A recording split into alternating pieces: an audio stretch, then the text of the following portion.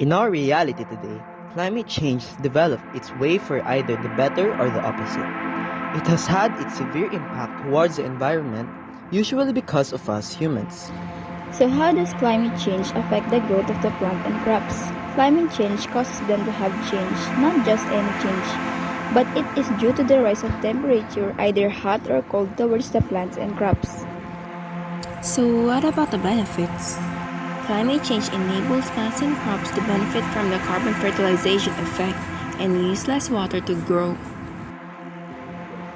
That's why we believe that the less we do to address climate change now, the more regulations we will have in the future.